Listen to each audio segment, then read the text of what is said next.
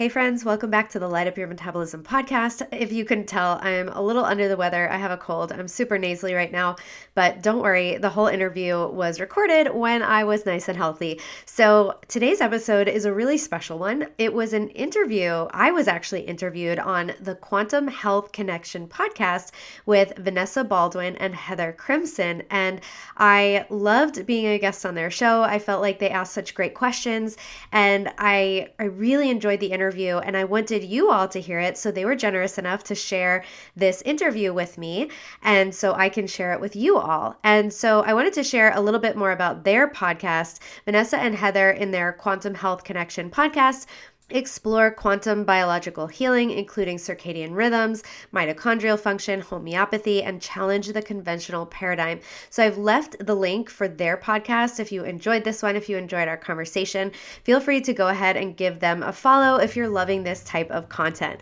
So just a shout out to Vanessa and Heather again for allowing me to put this awesome interview on my show. So in this episode, we are going to dive obviously well beyond food, right? Like so many people get so stuck on food when they're trying to improve their blood sugar, their insulin resistance, and they are just struggling, and it's not their fault.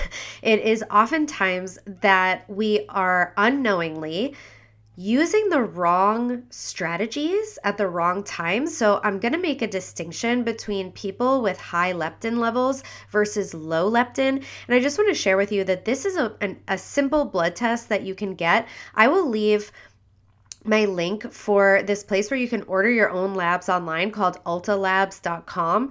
And, feel free to ask your doctor for it and make sure you're fasting when you get the test. So get it done in the morning. But I recommend getting a fasting leptin test so you can see, is my leptin high, leptin low? And I'm going to talk about in this episode that low leptin can often indicate that our bodies have been in a period of scarcity for a long time, or perceiving scarcity and stress and famine and running from tigers for a really long time. Whereas the opposite can potentially be said about someone who is high leptin, where there's often leptin resistance. And this can be that this person has been giving their body signals of overabundance for too long without that balancing feature. So in our human history, there's always been feast and then famine, and there's been hot and cold, and there's been dark and light. And there's hot and cold. There's so many variations that are very extreme in nature, and these things can be stressors on our bodies, these extremes. But living in the middle ground somewhere is not the answer either. We have to break away from this idea of thinking about doing the exact same thing every single day all year round, like putting our food in a calorie tracker and eating the same amount of calories every day, eating the same amount of carbs every day, doing the same workouts every day. We are very cyclical. We live on a cyclical planet. If you are a cycling woman, we have a 30-day cycle. We are not always the same all the time. Men are much more the same all the time than women, but even men live on this planet. And there's summer versus winter, there's feast versus famine, there's scarcity versus abundance. And so knowing where your leptin is, coming back to that can really help us know how to proceed with how to heal our metabolic health. So the numbers that you'd be looking for on a blood test would be your leptin, ideally, would be between about a 7 and a 10. Now, if it's lower than 7, that would be low leptin. And then if it's above 10, we would start to look at that as leptin resistance. And sometimes people can have similar symptoms. So I'm talking a lot about this because I really enjoy this subject. And I'm going to dive really deep into it on the interview today. A couple more things we talked about is how do circadian rhythms influence metabolic health and blood sugar? I think that people hear the word circadian rhythm a lot, but really don't have a good understanding of what that is. So that's why we talk about it in this episode. We're going to talk about what is the relationship between cortisol levels, stress, and blood sugar management. We're going to talk about how sleep and light exposure during the day can affect the body's ability to process and utilize glucose.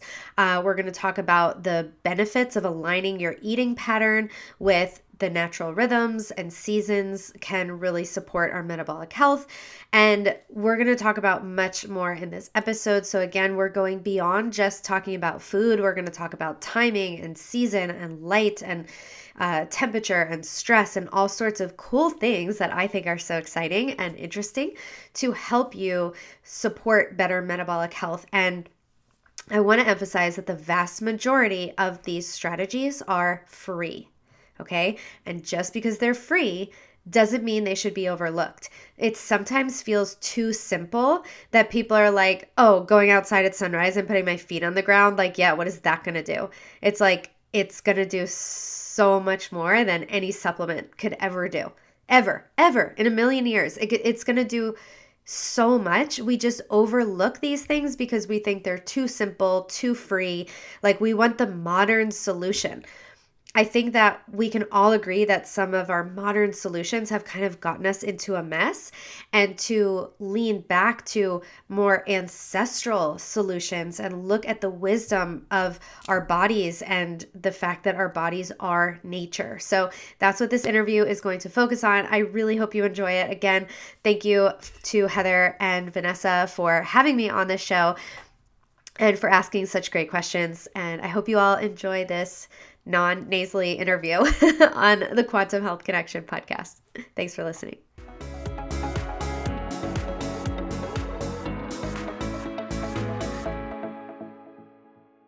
Hello, and welcome back to the Quantum Health Connection podcast. Thank you so much for being here. I'm your host, Vanessa Baldwin, with my incredible co-host, Heather Crimson.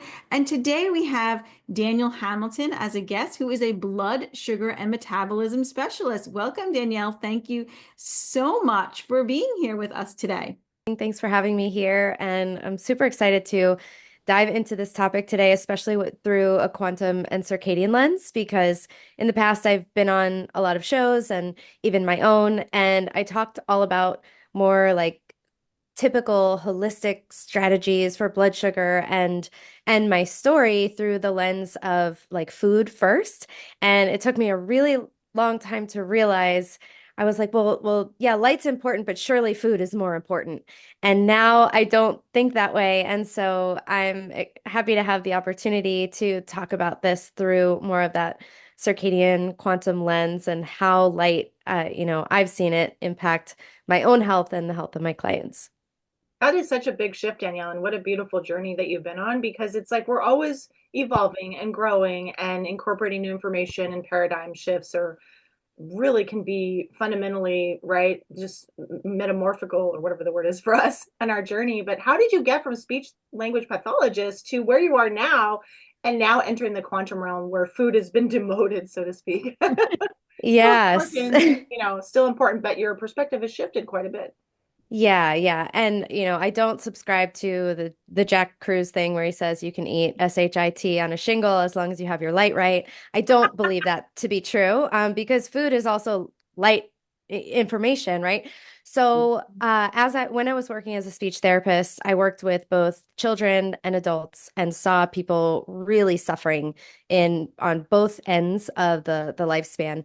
And at the same time, I was dealing with my own health issues. I mean, as a kid, I had lots of strep throat and ear infections and antibiotics. And, I grew up in part of the Snackwells generation in the 80s and 90s. We didn't have a drop of fat. And I was always very lean towards wanting sugar and processed breakfast cereals. And if it was a processed breakfast food, it basically had my name on it. And I used to say, I don't have a sweet tooth. All my teeth are sweet. And, I had all these little sayings for myself. And in my senior year of high school, I got strep throat 6 times. I got my tonsils removed. And then the next year, I developed allergies and asthma. And I didn't realize for a long time the connection between those, but your tonsils are part of your immune system. So my immune system sort of went haywire. And then for grad school, I moved to Miami, Florida, where the season for allergies was all year round and there was a lot of mold. So I had really bad allergies, asthma, sinus infections, was getting three shots for allergies to help you become less sensitive to things because I was allergic to so many things. And then a year later, the allergies kind of went away, but then more came back, and I was allergic to more things because I wasn't healing the root cause. And I was just like, I needed to be in a bubble. That's what I felt like. And I was so tired because allergy medications make you so tired. I had multiple inhalers, I had multiple prescriptions. I was like falling apart, and I was in my early 20s. And I just couldn't figure out what was going on. And I would ask doctors, like, why is this happening? And they're like, oh, it's probably just bad luck or genetics. And I was like, that's pretty disempowering. So I really never felt right about that answer from them. And a coworker of mine happened to mention something about the paleo diet. And I was like, what's that? And it's like, oh, eating how our ancestors used to eat. And there was something about that that just, there's like these small truths where it's Mhm. like when we hear something as humans that is just this beautiful, simplistic, there's an element of a deep truth to something like, oh yeah, we weren't supposed to eat processed foods. It was like this whole flash before me. I was like, that just makes so much sense. So I dove into that, and I was reading books about eating paleo, and I just was like, we were lied to. And I wanted to shout it from the rooftops, and I changed my diet. I took out all the processed foods, and like a miracle, my gut healed, my allergies, asthma went away. I was just, riding high on the paleo train and so excited about all this stuff that I was learning because I healed my body so much with food. And so I was in Miami, like I said, and then I moved back to Florida. I mean, sorry, to New York, and it was in the winter, and I was still eating paleo, but all of a sudden I started to have more problems. And this is where all of a sudden I'm now, right now, 2024, Danny, is seeing, oh, here's where the light comes into my story, so, which I never realized before. So I was eating all these foods in Miami, Florida, and then ate those same foods in the winter in New York City and started to gain weight. I started to be really, really tired in the morning. Like I was sleeping in till 11, and I was always someone who was up with the sun. My mom has called me a rooster my whole life, or a rooster, because she's from Long Island as well. And and so I also started having, I always had some acne, but it was like horrible acne all over my forehead and my cheeks. And I started missing my periods, and then I didn't get a period for 6 months. And I was like, what is going on? Like, this diet just healed me. And now it's making me sick. Like, I knew the answer wasn't go back to processed foods, but so I looked online, and it turns out I probably had polycystic ovarian syndrome. And the advice out there for PCOS was just don't have refined sugar, don't have gluten, don't have dairy. And I was like, oh, check, check, check. I'm doing paleo. So I'm doing all the things. So I might as well just try to paleo harder. So as you can imagine, nothing changed because nothing changed. And I was just really stumped. I'm like, I am the healthiest person in this room right now, in whatever room I'm in. I'm eating the healthiest out of everybody in here. And I felt like I had nothing to show for it because I had a face full of acne and I was overweight. And it was really frustrating. So I ended up moving back down to Florida, but I was really, again, with the light, like I was wearing sunglasses all the time. And also, this was my sunscreen phase. So I was like, oh, it's not that healthy to, it felt good to be in the sun. But I wasn't out there all the time when I should be. And I was wearing sunscreen and sunblock. And so it was like better, but not fully gone. So I was still struggling, and my mom's like, just go to the doctor and get some, medications to relieve your symptoms because you're struggling so much. She's like, you're not a failure if you do that. And I still felt like a failure, but that's my own work. And then I went to the doctor. I was like, I'm working out, I'm eating really healthy, and I can't lose weight no matter what I do. I think I have PCOS. And he said to me, you do have PCOS. You have to lose weight. There's no cure, and you have to take the pill. Oh I my was like, gosh. How How thank many hard. you, times have we sir, heard for that? that fabulous That's advice. so encouraging. Yeah. I'm just like, I paid you for that advice. Okay, cool. That's So he forced me to take a prescription of the pill with me out of his office, which I proceeded to rip up in the car. And I was just more motivated than ever to solve this on my own. I did, from another doctor, get prescriptions for metformin and for spironolactone.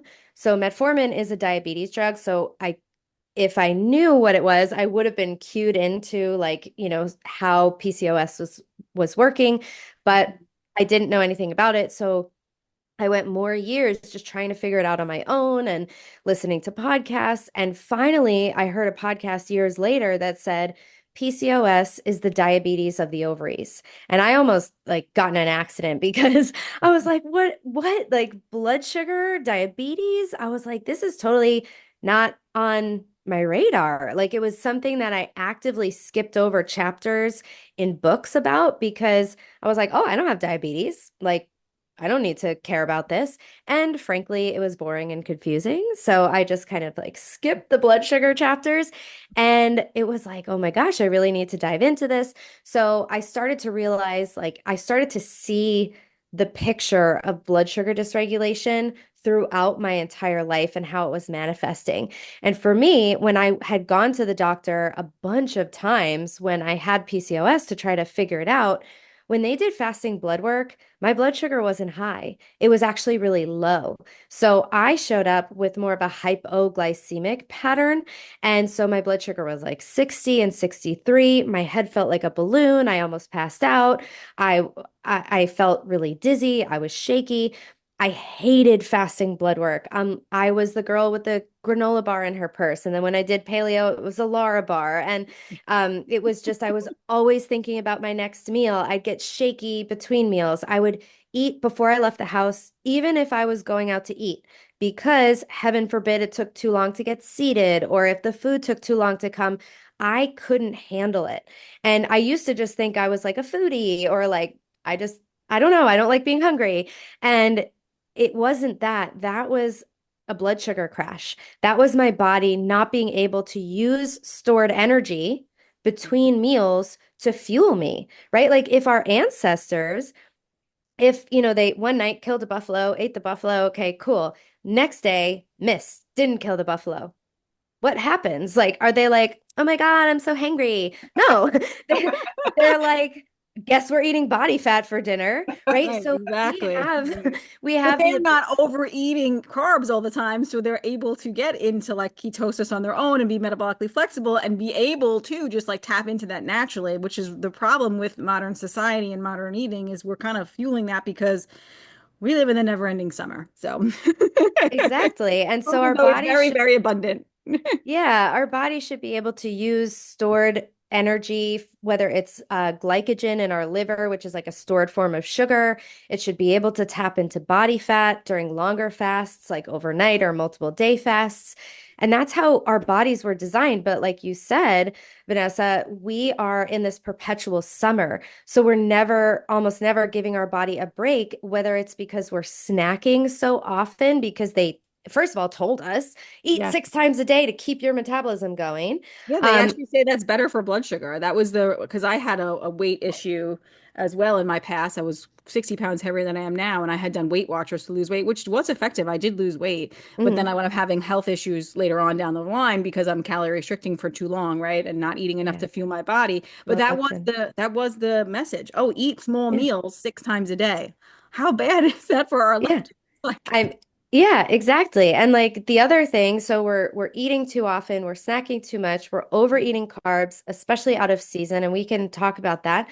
mhm. But we're also now with all these LED lights around, we're also almost like having snacking on light because we're Mhm. getting constant signals to raise our blood sugar and insulin and cortisol without even eating anything because the signal of the light from our environment. And so there's just so many things that are just raising all these hormones and the blood sugar and causing that dysregulation. And those hormones, so high insulin, tells the body to be like storing fat you can't be in a storing fat mode and then also burn fat at the same time. The body is getting a message to build, to like add on to, not to burn and get rid of. So if you have high insulin because of your light or because of your diet, because of eating out of season, because of stress, that's telling your body to be in a fat storage mode. So you can't burn fat like instead you can't do that. You lose that ability. Basically it gets really down regulated. And then the same thing with our leptin. So if when we're constantly eating and raising our leptin, we can develop leptin resistance, which basically blocks the communication from the body and the brain to understand how much energy is stored on it. So if leptin is either too low or too high, and then there's resistance to it, the body is saying, oh, I don't think we have any body fat. I think there's a famine out there. And you know what? Tomorrow, Danny, let's up-regulate her appetite. Maybe let's send her a little anxiety so she like really goes out to eat because we are in trouble here. And let's slow down everything. Slow down the thyroid because we can't burn through stuff because not enough is coming in right now. So let's, slow down the fat burning. Let's not, well, there's obviously no sugar in the liver, so we can't even burn that. And so it's blocking the body. It's almost putting these blinders on the metabolism. And so it's not allowing it to either see or understand or recognize that there is stored fuel. So then what happens? As a result, we get an increase in our appetite and we're like, God, I'm not full. Yet our body has tons of stored fat and stored energy, and we're not able to tap into it. And so that's a lot of the problem that people find themselves in. That was, one of my issues as well. So, yeah. And then after I discovered that blood sugar was the issue, I personally started doing a ketogenic diet and circadian aligned intermittent fasting. I was never, ever a breakfast skipper. I just couldn't do it. Good I for didn't you. like You it. got lucky. Yeah, I got lucky. And so the fasting that I did was in the evening or moved dinner earlier or skipped dinner. Mhm. And that combination for me, and I was in Florida. And so, I was getting a lot of light, not deliberate all the time, but that combination for me was extremely helpful and helped me reverse my PCOS in about 5 months. And yeah, and then I started to study this stuff. I went to nutritional therapy school. I learned about holistic health. I started working with people, but then I started to hear more about light. I learned a lot from Carrie Bennett and Sarah Kleiner, who's a good friend of mine.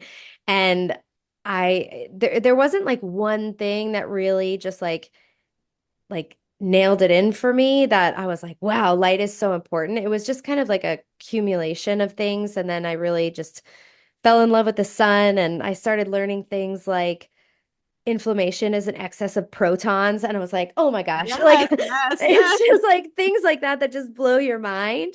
Two more And electrons. yeah, it's like, wow, Yeah. and it just makes, again, these little simple truths that you learn, like, oh, one of the most stressful things for the body is to not know what time it is. Yep. It's like, well, have you ever woken up from a nap and been like, where am I? What time is it? And you have that like low key panic. And it's Mhm. like, why is that the very first thing we do? Like, try to figure out what time it is. And it's like, well, we need to know what time it is in order to know what to do. If I didn't know what time it was, I wouldn't be here on this podcast. Maybe I would be brushing my teeth and getting ready for bed or like decorating for, Halloween. It's like, no, like we need to know what time it is so we know what to do. And so thinking about our body like an orchestra and all the hundreds and thousands and millions of tasks that we have to do in all of our cells at every second of the day, that has to get organized. Yep. Think about an airport without a traffic control tower. Good luck. It's crazy enough as it is, Mhm. right? So I think about when the body doesn't know what time it is, it's almost like if you're watching an orchestra, it's like a bunch of different people from the audience, especially kids, go up and try to like conduct the orchestra, and it's chaos, right? So we get the conductor to the orchestra is the light, and that is tuning the whole thing. It's making everything work in this beautiful harmony, this symphony. And when we start flipping on an LED light in the middle of the night, or we open our phone, or we blast the TV, that's like those kids coming out of the audience and starting to direct the orchestra. It's just going to sound crazy, right? Chaos. Yeah. But Danny, tell the audience what that does to their blood sugar, when they're looking at the light at the wrong time, because blue light is definitely, light is the number one Zeitgeber, right? It's going to tell our body what to do and when to do it, right? Yeah. But blue light also impacts our blood sugar and our cortisol a lot. So would you share that? Sure. Yeah, that's a great place to start. So blue light is not bad. Like I Right. think that we need to start out by we need to make sure we're not simplifying too much, that we're demonizing something. Like blue light is so important. Without it, we'd all be like on the floor, unable to get up, chronic fatigue. So blue light raises our cortisol as well as blood sugar and insulin through its effects on POMC, which is a giant peptide, and it breaks down into all these things. But let's just simplify. It raises our blood sugar, our cortisol, and our insulin. And so that's really important for the daytime when we want to have a really beautiful cortisol curve where it starts out like low in the morning, and as the sun comes up and starts going higher in the sky, our cortisol curve follows that. It follows the sun as it peaks in the sky, and then it starts to slowly fall. And then as the sun is coming down, that blue light is reducing in the sky. Our cortisol is also falling, and that allows us to be able to sleep and to repair and to have proper melatonin release at night to heal and repair and run all these cellular cleaning programs like apoptosis, autophagy, and mitophagy, which think about it as your body's janitor. We need to take out the trash every single night, or else stuff builds up, things get backlogged, and that's a big problem. So we want that beautiful cortisol curve. We want it to rise at the right time, and then we want it to fall at the right time. And that is orchestrated by the presence and then absence of blue light. So as the blue increases, the cortisol increases. As the blue decreases, the cortisol decreases. So what do we do at night? As the sun is coming down, the blue light is fading from our environment. We flip on lights. We turn on the TV. We're still looking at our phones and our screens. Like, no judgment. Just as addicted as the next person. So, but what's happening is that now we have a signal in our environment that blue light is telling the body, oh, yeah, daytime, cortisol, blood sugar, let's do this. So as it's coming down, it's like, oh, no, no, no, no, we got to go up again. So now it's raising our cortisol, our blood sugar, and insulin at the wrong times of day. So it's totally appropriate for that to happen in the morning and needed, but it's not appropriate. And so when we have this raise of cortisol in the evening, that's raising our blood sugar, not only is can it be telling our bodies to be like putting on weight and increasing our appetite, it's also interfering with like I said, the melatonin release, and it's also interfering with leptin. So if we're increasing insulin and leptin compete for docking space on the hypothalamus. So I like to think about insulin like the hunky guy, and then leptin's like the nerd with the clipboard. He's like, I'm here to give you your energy report. It's like, no, no, no. Like, so the brain is always going to prioritize insulin over leptin. And so when there's food in the system, we're also digesting and not detoxifying. So that's eating too late, not the light thing, but we'll get to that. So when there's high insulin in the system, we're not getting that proper leptin signaling, which will again allow the body to get a proper read on the amount of stored energy and nutrients. So then we can regulate our appetite and hunger the next day, along with, leptin does so many other things. I don't want to reduce it to just that, but for the purposes of our Yeah, it talk. also plays into the immune system, fertility. It's like so many other things. So it's Thyroid, yeah, thyroid health. Oh exactly. yeah, absolutely. All Yeah. the endocrine organs, like it's really huge. Yeah. Yeah, it's such a master hormone. So if we're dysregulating that because we have the lights on, I mean, and then of course we're going to impact our sleep. I can't even tell you how many clients have told me, oh my God, these orange lens blue blocking glasses, like I've had insomnia for 13 years and like I put these on and I fell asleep right away. Yeah. So countless stories of that, because if your body is getting a message that it's daytime, it's upregulating all your daytime awake alert hormones. So it just like even taking out all the nuance and all the names of the hormones, it just makes sense that your body's getting a signal that it's daytime. So you're not going to be tired. Maybe you'll feel tired but wired, right? So your body's tired, but your brain like won't turn off. And so if you impact sleep, guess what else you're going to impact?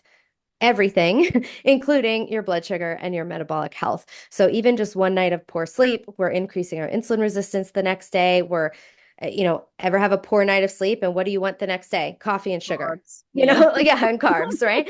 So it's like, and then so that impacts our choices. So all of these things are so interconnected. And yeah, so when we have blue light, when it's not present naturally in our environment, that is going to cause the dysregulation that really drives circadian dysregulation. And it's also But present without red. Oh, go ahead, Heather. well, I just wanted to say, like, how do you, how, in your experience, Danielle, and knowledge, research, and so forth, what are the causes that result in high versus low leptin? Like, how does that happen for people? And then how do you address that with your clients? They're different protocols, I assume, right? Yeah, that's a great question. I just want to go back to Vanessa to just tie up this blue light thing. The other important point about the blue light is that as Vanessa mentioned, that the blue light that we have in the sun always, always, always is paired with red and infrared light. And that helps to balance out some of these effects. So the red and infrared light, you can get it in a panel, but it's like the infrared light is about 50% all day 50, long. exactly. It's It's like sunlight. at least 50%, almost 50% all day long in sunlight. So that the infrared light actually helps bring down blood glucose by encouraging the mitochondria to be more efficient in their utilization of glucose. So that's why it brings down glucose. So the blue light that we're getting from the sun is perfectly balanced what our body needs. It's different if we have a just turn on a blue light bulb in the morning. That's going to be too much blue without any of the red and infrared if we're using LED lights. Right. So that makes me think, right? Like, so even if you're eating your meal, right, that Mm-hmm. potentially could spike your blood sugar, whether you Yep. eat inside or outside is going to make a very big difference, right? So like if you're Yep. eating your meal under artificial lights, right, or if you're eating your That's meal telling. outside, your Yeah. blood sugar response can be completely different just based on that. Yep, absolutely. So that's one of the best strategies that if you can eat a meal outside, eat your meal outside, especially in the morning and the evening time when there's high amounts of infrared light and lower amounts of blue light. I mean, that is just an amazing strategy to help your body utilize that glucose from your meal. And I'd be remiss if I didn't say moving after a meal is another fabulous way to utilize that glucose. And so, yeah, the sunlight blue light is again always paired with the red and infrared, and that's how our humans have always been used to getting blue light. So the artificial blue light is the problem because that's always by itself. There's no red and infrared. So in when I'm just sitting here inside, I have a window cracked open, allow all those wavelengths in. I have my computer screen is more red and less blue. So I'm not, blasting my eyes with blue light. I also will put on a little bit of red and infrared light to add that infrared into my environment to help balance things out and normalize a little bit. So we don't have to live outside. Like it's too cold outside for me to be out there right now. I mean, I could be in gloves and stuff, and often I am. But, we don't have to move out to a tent in the woods and like give up all our earthly belongings to be healthy. There's a lot of ways we can mitigate it. So I also just want to share that because I know some people are like, oh my God, like I live in Portland and it's always raining and whatever. Like there's ways we can still we can mitigate or we can use these little strategies. Even just cracking open a window is a huge way to get, more balanced frequencies in. So, yeah. And now the leptin question. So this is a great question. So what causes people to have higher versus lower leptin? So I don't have, I'll tell you what I know and I'll tell you what I do with my clients.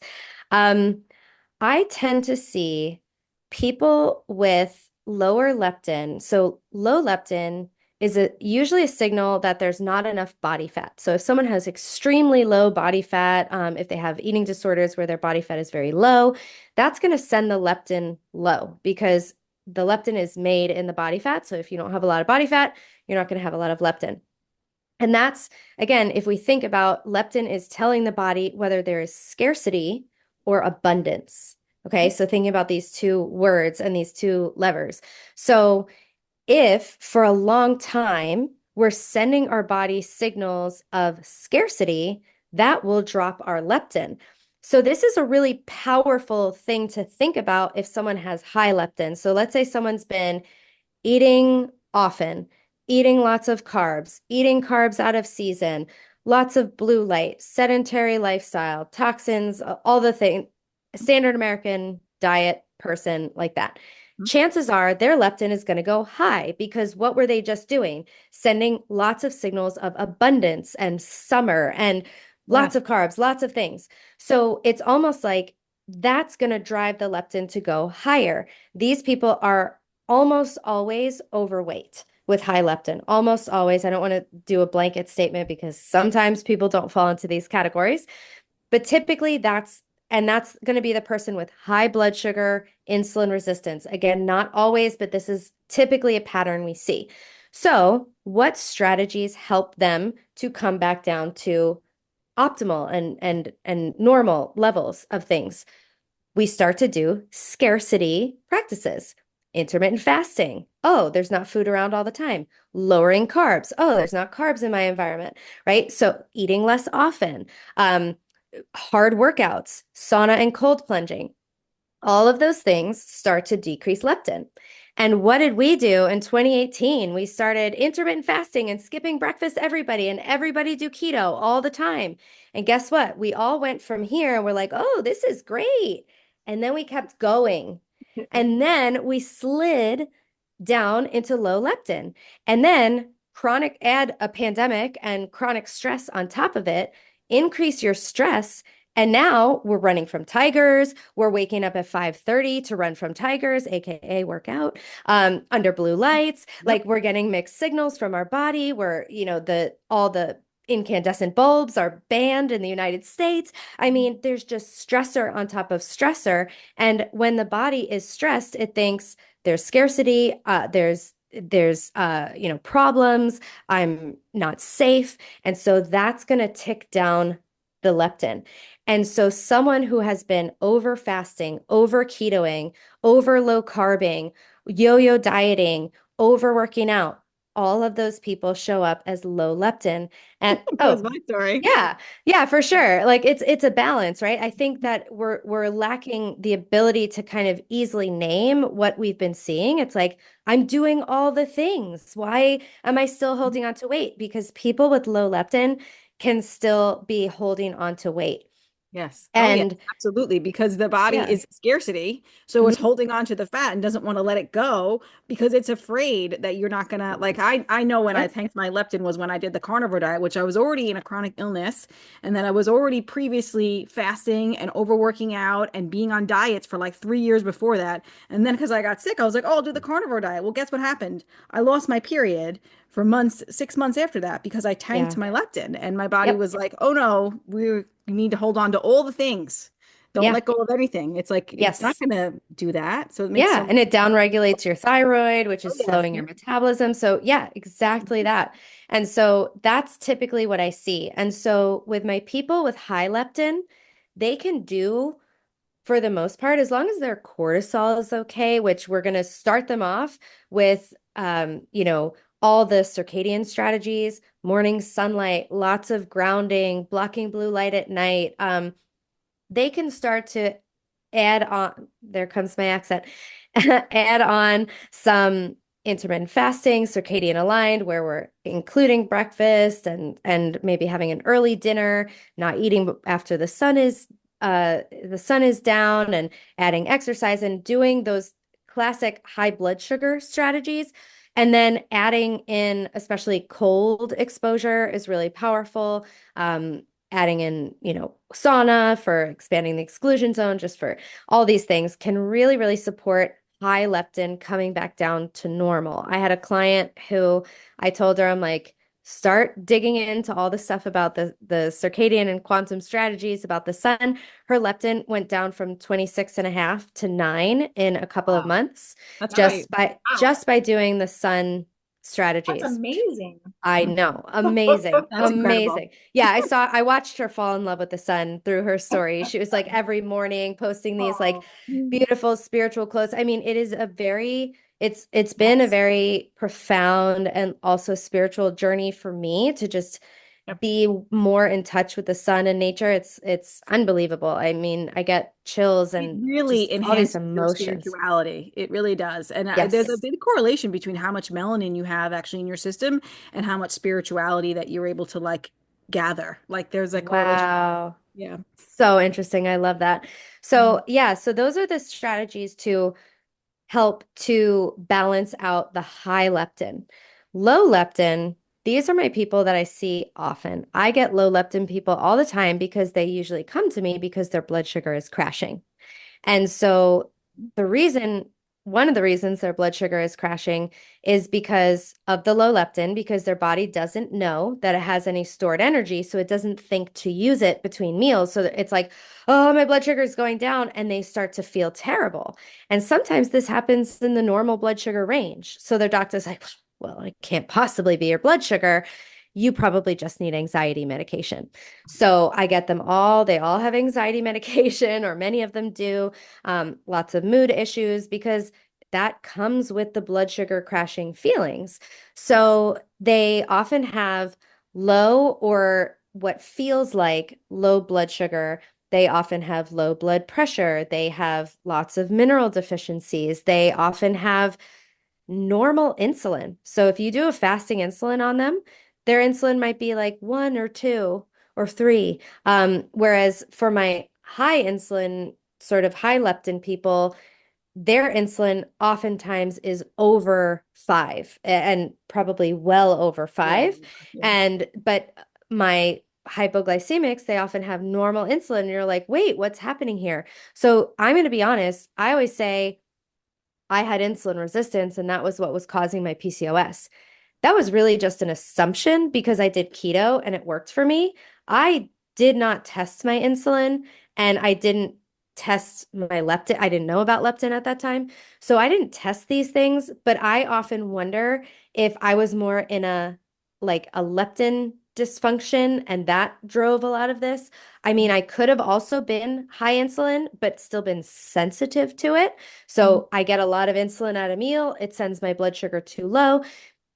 I don't really know, but that I find that knowing the exact amount of the hormones, yeah, it's helpful if you get some testing to kind of see the picture, but we can also be really successful with just a symptom-based approach. Agreed. So, yeah. So the other thing so with our low leptin people, like I said, they often show up as hypoglycemic. They often show up as maybe some chronic fatigue or cortisol issues. Some of them say they have a high cortisol, some of them feel like low cortisol, reverse rhythms, just dysfunction. And we know that that's circadian rhythm dysfunction as well, and often low thyroid.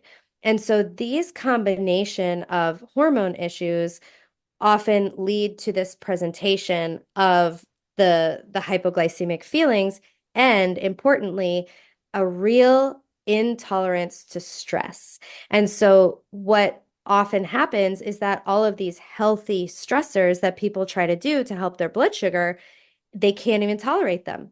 They can't tolerate a hot shower or bath because they have a crash, because the heat or the temperature changes. They can't tolerate midday sunlight oftentimes. They can't tolerate walking or moving between meals or building muscle. They can't tolerate intermittent fasting or even not eating between meals. They can't tolerate oftentimes lowering their carbs. So every single strategy that I just used with all of my high blood sugar, high leptin, high insulin people is no longer applicable. Mhm. So it becomes a real conundrum. So what do? We have to take stress off the system and send signals of safety and abundance to the body. So how do we do that?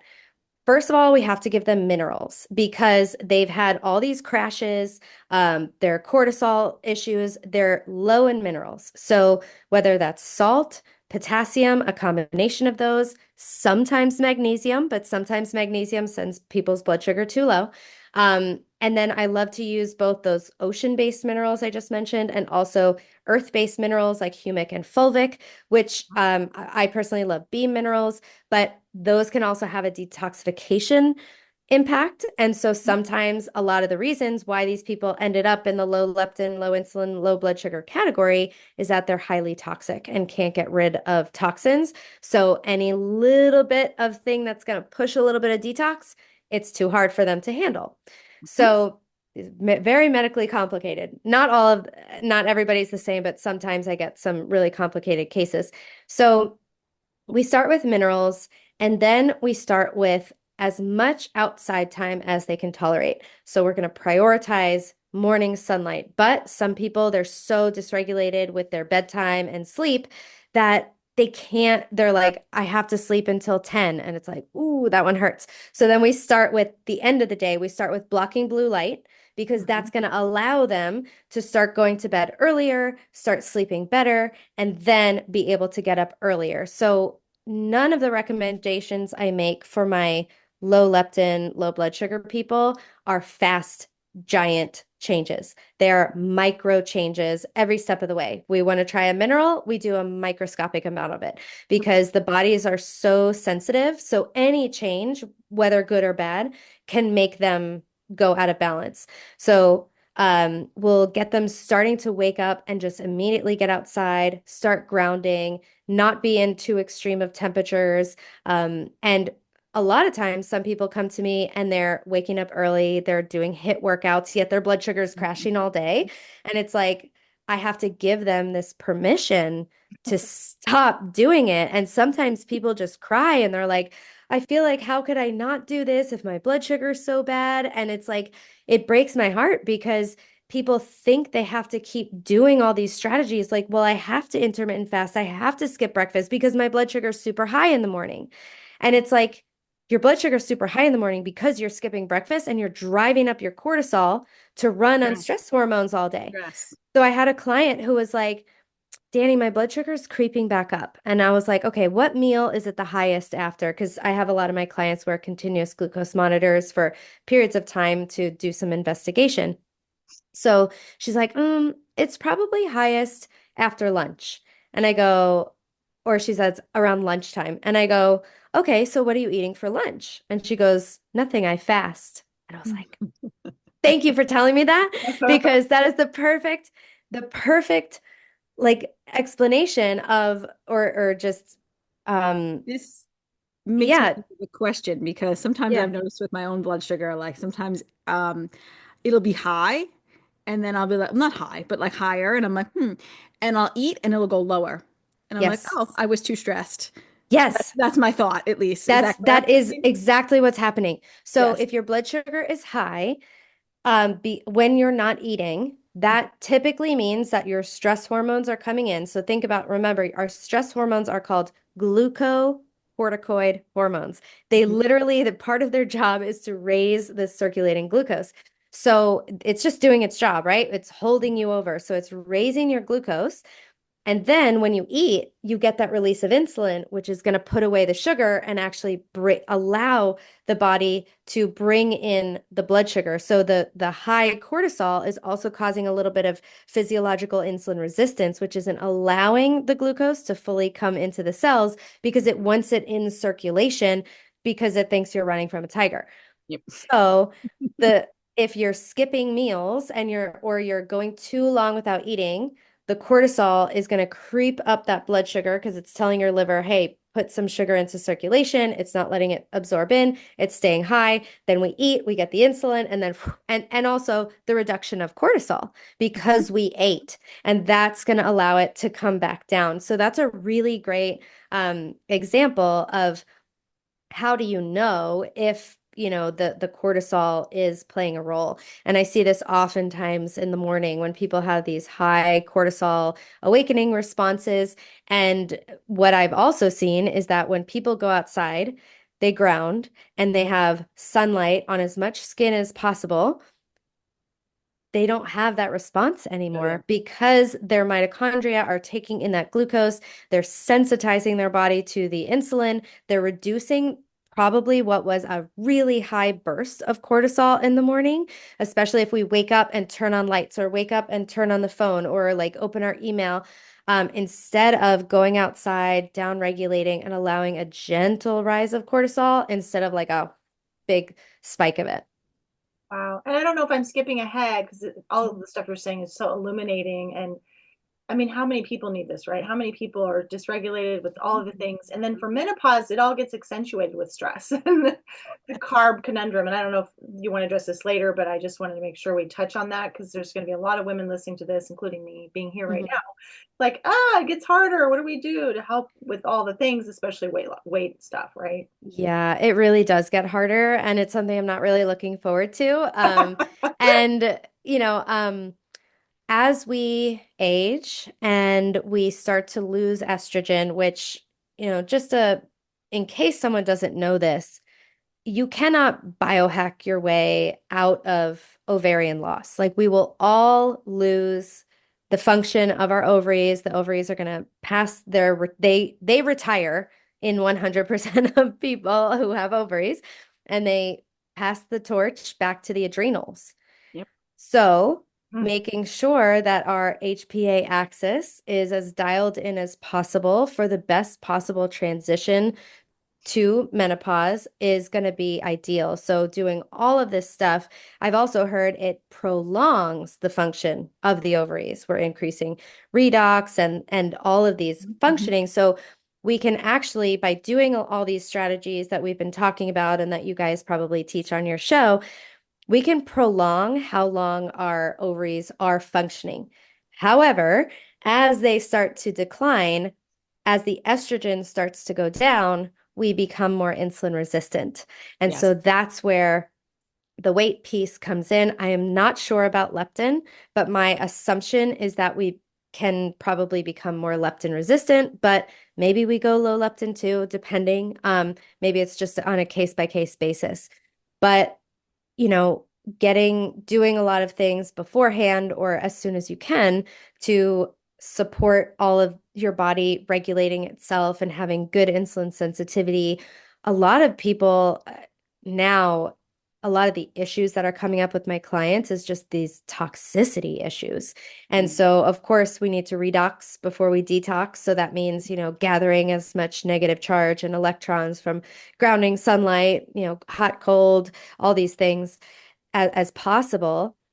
And so to support the liver, I'm a big fan of things like coffee enemas and castor oil packs, but we also, a lot of people just do benefit from bioidentical hormone replacement therapy to help support. Because my view is that we've had these hormones our whole entire life. And for so many people, they have such debilitating symptoms. And I mean, this is when suicides increase the most in women is during perimenopause and menopause years. When we lose estrogen, our brain atrophies. And by having I think it's like I don't want to mess up the amounts. It's either like 2 grams or 2 milligrams. I know those are very different measurements of estrogen. It's been shown to like revolumize the brain. By having bioidentical hormone replacement therapy, we reduce our risk of breast cancer. We reduce our risk of diabetes. We reduce our risk of dying of heart disease, which is the #1 killer of women. And so one of my best friends is Karen Martell, and she's a hormone specialist, and she's not as much in the circadian world, but in the holistic health world. But she helps women, and she has a clinic with bioidentical hormone replacement therapy. And just hearing from her and watching her presentations, to me, I would have looked at HRT almost as one of those things where like, oh, I couldn't hack it on my own. Like I couldn't be healthy enough on my own. Mhm. But I actually kind of changed my mind on that after learning from her, and that this is just my personal opinion. And what I plan to do when I start to lose my hormones is I personally want to take HRT and work with someone to help support myself in that. So again, I don't have all the answers. I know it's not right for every single person, but I also think it's worth mentioning that you're not a failure if you choose the route of HRT. And to me, it's kind of like unlocking this fountain of youth. And, there were really horrible studies that came out about it, but that was all data that was misinterpreted. And it was all the synthetic progestins, which is like the birth control pill, that was actually causing women to have negative results with the hormones. It wasn't the bioidentical ones. So yeah, that's just my opinion on it. And it's like a lot of times with if my clients come to me and they're really struggling and they are doing everything, we're trying all, appropriate things for their body and their levels of hormones. I send them to go see Karen and I say, let's try this and see what happens because sometimes it makes everything work again. And it's like, oh, my brain is on. And there's so many issues without it, oftentimes. So that's just Thank you personally for your how I honesty. feel. I really Yeah. Yeah, appreciate your beautiful. honesty and information. Vanessa can attest to the brain atrophy issues with me. She's like, don't forget, we have this thing. I'm like, thanks. She knows by now. It's a real challenge. I would literally not be able to show up to all my appointments perfectly because I Yeah. was like, I just can't remember everything. It's better Yeah. now. But I think Mm, also, Danielle, as far as, your health going into menopause, obviously is going to determine a lot of what you experience. But mhm. women, a lot, like all the things condense and become more potent at those years because life transitions, or maybe you're getting divorced. I mean, just like it all comes up, right? And now your health is you're like crapping out. You're like, what the hell? So Yeah. I appreciate your position on that. And I do think women need to have so much grace for themselves and be open to a bioidentical approach if it's going to mean the difference between feeling suicidal and blowing your world up and Yeah. or having Or not being able to keep your job, or like losing yes, relationships and, yes. and to your point, Heather, we also, when I first learned about the sun, I was like, oh my gosh, I want to throw blood sugar out the window. I just want to, be outside. And like, and I started to realize I had a lot of people who came to me and they're like, Danny, I've been doing, all the circadian things. Let's say I've taken Sarah and Carrie's courses. I've moved to Mexico for 2 years. I've done all these things, but my blood sugar still is a problem for me. That really made it hit home that we live in a modern world. I took easily 30, 40 rounds of antibiotics in my life. Yeah, me Our too. ancestors didn't do that. They're Yeah. not bombarded with Wi-Fi at all hours of the day. They don't have flame retardants in their carpets. Like we are living in a modern world, and I think that it's really beautiful to add in all these circadian and quantum pieces. And I feel so passionately about that the whole world needs to have that as their foundation. And I also strongly feel that because we are not starting like our ancestors, we haven't had the journey that our ancestors have had or these exposures. And, you know, bless all the, children who are born to these parents now who like know all these things and are doing the best they can. But we have a modern world where on screens, like it's just different. And so I also think that because of our modern world, we do also need some other things. That's why I love using continuous glucose monitors with my clients. It's like the most eye-opening thing for people to start connecting their symptoms to what they're feeling. And oh my God, I always thought my blood sugar was low, but actually it's super high and I'm type 2 diabetic. Like I've had these things happen.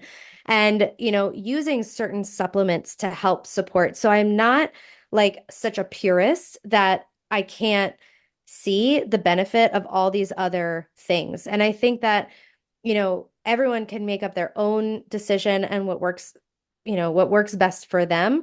But I think that having a healthy balance of these things, leaning into different tools at different times, is really what's going to unlock the best health for all of us. Like I just got a PEMF mat from Align, and like, no, our ancestors wouldn't have that, but oh my gosh, it's like so amazing. But we Like, need these yeah, modern things in the modern world. That's why to like red light replace. therapy devices are Yeah, helpful, right? Like ex because yeah, exactly. it's just Yeah. It's Yeah. a modern device for a modern world problem, but it does help support us. Right. It's like, well, I have to work. I have to make Yeah. money so I Yep. can eat and afford a home. So I have to be on a computer. So I have to do things to mitigate the computer's impact. Yep. So, yeah, if you can just live in the woods and you want to live off the land, like do it, But I I'm a can't do rare it. I person. personally can't. No, Yeah. I can't So, either. yeah. I personally can't do that either. Not everybody can move, and not everybody's going to feel good when they move either to the tropics. That's not the solution for everybody either. And Hmm. yeah, it's just all very interesting. Yeah. But yeah, it's not, we can't be so black and white. There's always Hmm. shades of gray. And that's really what that message brings home to me. Like we have Yeah. to have, it's a nuanced conversation always, for sure. Yeah, for sure. You want to Yeah. ask about carbs, Vanessa? I do. I know Sure. we're probably getting close to the end of our time, but I do Yeah. want to know, when is the best time to consume carbs, do you find, for people? I'm curious your thoughts on that. Uh-huh. And of course, it depends on the season, I would say, Yeah. like, of course, seasonal variation. But what are your thoughts around that? My thoughts on carbs. My thoughts are some people need to go the ideal, I think what we're working towards is doing seasonal carb intake when it's available in your environment and based on your level of activity. I think that's really important because it's not like, oh, I can have carbs because they're growing and then I'm sitting on my computer all day. I don't need high octane fuel if I'm just sitting here like, on my phone. So thinking about what is my energy output? How much movement am I doing? Are carbs seasonal in my environment? And also, where's my leptin, right? So if I'm super high leptin and super high insulin and blood sugar and diabetic, even though it's summer and I live in Georgia and it's peach season, for example, not the best time. Mhm. So keep in mind what we're going for in like a long-term goal, but then the short term in my mind would be we need to put out the fire right now. So if you're super low leptin and it's coming into winter like it is right now, and all of a sudden the carbs are starting to disappear from your environment, I think that there are a lot of people out there that cannot go super low carb, keto, carnivore right now. That would be maybe an ideal, maybe a goal in the future, but that's not what we should do right now. So I think we need to focus on healing first and whatever it is to bring that person to where they can start tolerating the changes in seasons. So when there's carbs available, starting in maybe late spring and summer, in the harvest of fall, then maybe leaning into some seasonally appropriate carbs and knowing thyself, putting on a CGM, seeing, oh my God, a white potato spikes my blood sugar to the moon, yet I eat these fruits and I'm totally fine and I feel good with them. So knowing what works for you, everyone's gut bacteria is different.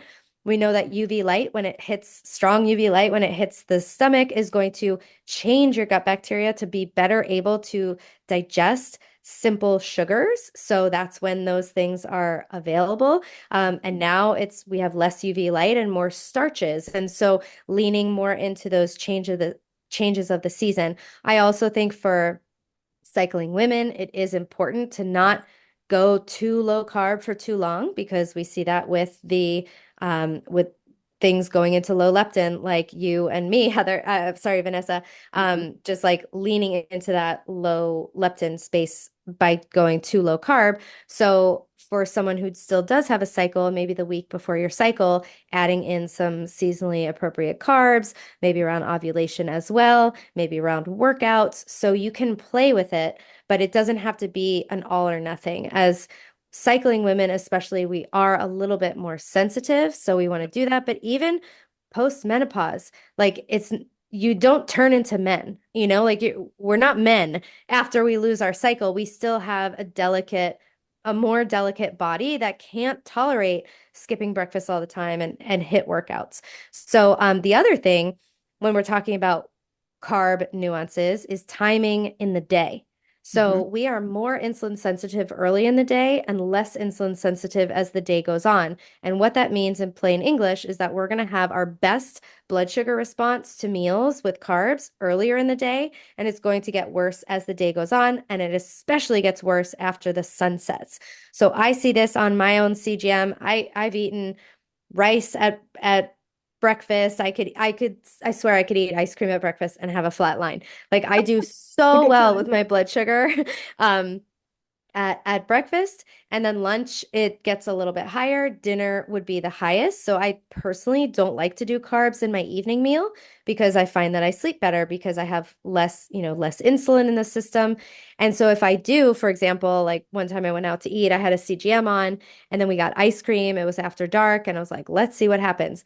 My blood sugar Mm, went so high for so long. I was like, yeah. I've never seen it like not come down, but I always say when the sun goes down, insulin clocks out.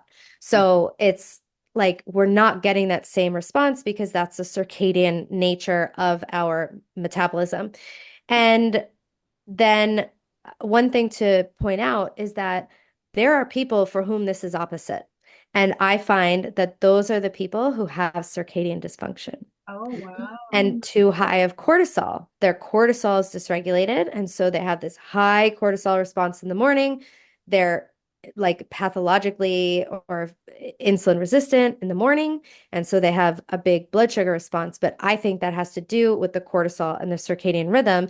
And Mm, if they were to regulate that, they would see that their rhythms would match up with what That nature makes so intended. much sense, mm, which Yeah, I'm hoping that means that I'm very circadian aligned. After all these years, I should be, right? Because whenever I have chosen to have, say, refined sugars and dessert or celebrating whatever at night, my sleep is crap. I'm up oh yeah, for mine an too. hour or two at night. It's not same. worth it at all, So right? not I worth know. it.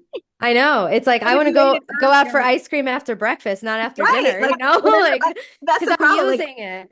yeah, our society is like, oh, dessert after dinner. But like, if you could Yeah, just make that one shift and move your dessert, if you want to have it, if you want to, like, can you make it earlier in the day? Actually, that would be a huge difference in how it's going to respond. So, for sure. And especially if we put activity afterwards, yes. so it's like, okay, but before a long hike or before the gym, I'm not on here promoting dessert, but I'm also No. saying we live in, modern world and there's things and we want to indulge sometimes. And, we build up our resilience to be able to sometimes do that, to have that YOLO moment and to be able to enjoy, but then have these really strong, consistent habits that we can come back to and our body's just like re-regulated, like I Mm. don't as someone like me, I don't need to be out there for like a whole hour for sunrise. Like my rhythm is so strong that some of the days I get a little bit more leeway. So I think that's what we're looking for. So I'm not here suggesting, oh, never have a carb ever. Like, oh, so that means I can't have a dessert at Christmas. Have a dessert at Christmas. It's just Christmas, right? But don't have a Mhm. dessert. Well, Halloween and then keep having the candy and then it's going to be Every day. Thanksgiving and then I got Christmas cookies at work and then that's the problem, right? It's It's the all about balance. prolonged. Yeah. Yeah, so yeah. I love that. And we have to have a life. We have to have our community Mhm. and practices and so forth. And so maybe just move your holiday parties to the brunch hour. I don't Yeah, I brunch or do that. lunch. Yeah, Yeah. I'm hosting Christmas this year. I said, okay, dinner will be at 1. Come on over. Yeah. That's dinner time. Like I'm doing it early. I'm doing this way we can have our dinner, we can have a walk outside or hopefully be outside, and do all Yeah. that. Like so we're not eating late into the evening. Why does dinner have to be at 5? I don't know. To me, Yeah. let's make it early. I mean, we're Yeah. not going to eat at 1, but it's going to be come at 1. And by the time we eat, yeah, it'll be around afternoon time. So I'm like, that's how it should be. So I'm Yeah. all A into that. Christmas lunch. Perfect. Yes, perfect. Yeah. So any other like tips? We want to be mindful of your time, but any other like tips you want to share with the audience before we jump off? Anything? I think it's just one thing that's coming up a lot in my program is if you can't, let's say, block blue light. Let's say you forgot your blue blockers and you're out, or everyone's eating late and you're like, oh God, they made a 7:30 p.m. dinner reservation. Like thinking that it's bad for you is gonna make it worse. And so just being like, that's okay. It's just this once, or it's just a couple of times. My body can handle it. Like, remember, our mind is so powerful. We're 99% water by molecule, and water is, if anyone's not checked out the work of Veda Austin, you must. Um, we are so powerful, and so our thoughts are so much more powerful than we know in directing our biology. So stressing about something is making it ultimately way worse than it would be. So it's like, oh, okay, this has vegetable oils in it. Like, okay, I don't eat this at home, but it's fine. Like, and trying to be okay with, thank you for this nourishment. Thank you for this chicken who gave its life for me. Like, coming back to a state of gratitude and finding the beauty and not harping on our mistakes. As a recovering perfectionist, Enneagram 1, this is something that I have to practice a lot. It doesn't come naturally to me. And so, giving ourselves a little bit of grace. And, I was hardly outside for sunrise this morning because it was like rainy and gross. And I'm like, you tell your clients to go outside and they live in worse climates than you. And like the judging Mhm. mind comes in and it's like, can we find more grace and be like, that's okay. You can try again tomorrow. Like I have an inner critic, but I'm also trying to really develop a relationship with my inner friend. And yeah, so let your inner friend cheer you along instead of like putting down all the things and worrying and um yeah, so that would be Beautiful, Yeah. wonderful sage advice through it. hard-earned experience, I can tell. And Yeah, that compassion and grace is literally everything. Because you go out, you enjoying your friends, that joy is so nourishing. That is a form of nourishment, it right? is. Being playful and It's lighthearted, and missing. right, and just eat a little bit less perhaps, and then don't eat dessert, and you're going to be fine. You'll make it. Yeah, yeah, exactly. Right. And it's not what you do occasionally, it's what you do consistently that matters. The consistency is the key, right? So the little bits of time where you're off, it's fine, but the stress and the worry about it is more detrimental than anything that you could do. So I love that you Absolutely. brought that in. So it's Yeah. beautiful, beautiful. Yeah. So how Well, can we people find you? And if they want to work with you, you have, I'm assuming, a membership and then private one-on-one, or what are you offering right now?